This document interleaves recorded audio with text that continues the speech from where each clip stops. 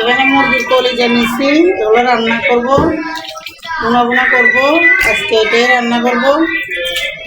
তো কালকে লাউ তরকারি আছে, আর এটা রান্না করব, হয়ে যাবে। গরমে কোনো কিছু রান্না করতে ইচ্ছে করে না।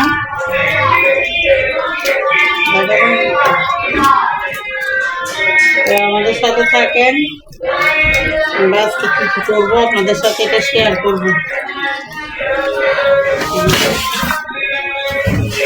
অনেকবার ধুবো এটাকে, কলিজা ভালো করে দিতে হয়। দেখেন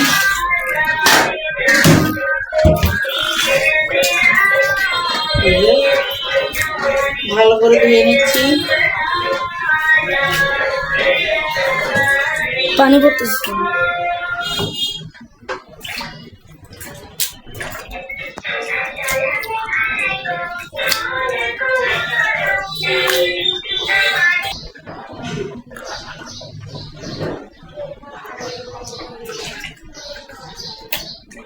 তো চলেন রান্নাটা বসিয়ে দিই।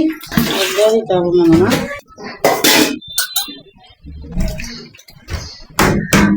আরেকবার ধুয়ে নিচ্ছি।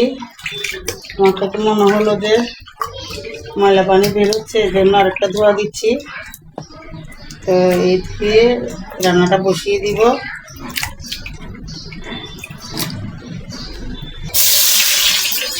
তো তাই দেখেন তেল গরম হচ্ছে, তেল দিয়ে দিচ্ছি। যে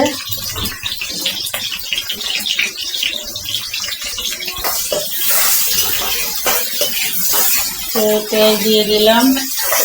পেঁয়াজটা একটু মজা আসলেই, হালকা বাদামি কালার হলেই আদা রসুন দিয়ে দিব। এই যে বাদামি কালার হয়ে গেছে, এখন এখানে আদা বাটাটা দিয়ে দিব। তারপরে এখানে রসুন বাটা,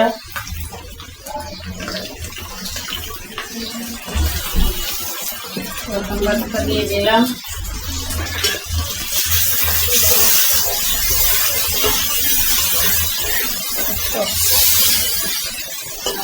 দেখেন হলুদ গুঁড়ো দিয়ে দিচ্ছি, বেশি দিব না।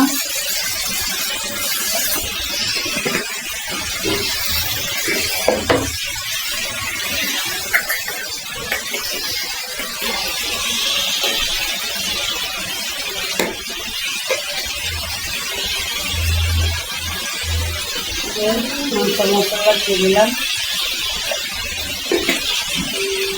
মাংস মশলা এগিয়ে দেবো। দেখি মাংস মশলা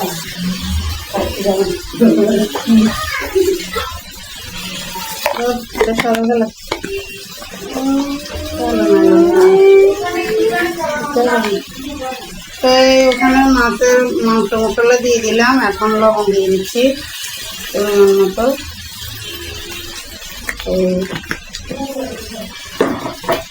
মরিচের গুঁড়া, মরিচের গুঁড়া দিয়ে দিব। ঝাল ঝাল করে করবো।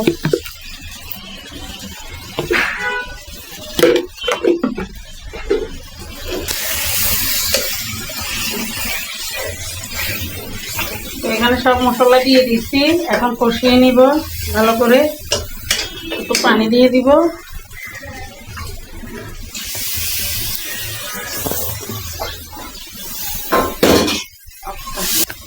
গাইস দেখেন মশলাটা কষানো হয়ে গেছে, এখন কলিজাটা দিয়ে দিব।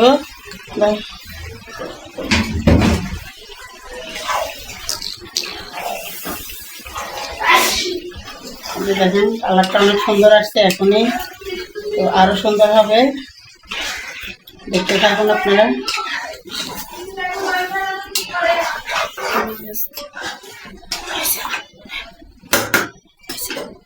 দেখেন আমার কলিজাটা কষানো হয়ে গেছে, এখন একটু হালকা করে ঝোল দিয়ে দিব, পানি দিয়ে দিব।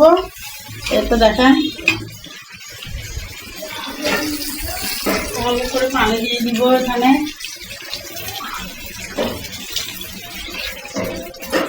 তো আরো পানি বের হয়ে যাচ্ছে, আর দেওয়া লাগবে না, এটাতেই এনাফ।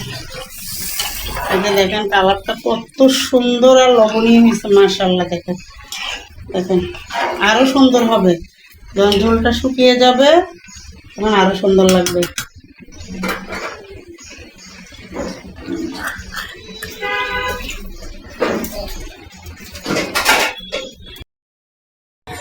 তো গাইস দেখেন আমার রান্নাটা অনেক সুন্দর হয়েছে। তো কলিজা ভুনাটা, এই যে দেখেন আমার রান্নাটা কমপ্লিট। তো এখন নামিয়ে ফেলবো। তো আজকের মতো এখানেই, ভিডিওটা অনেক বড় হয়ে যাচ্ছে, তো আর বাড়াবো না। তো এই দেখেন রান্না, এখন কলিজাটা নামিয়ে ফেলবো। আল্লাহ হাফেজ।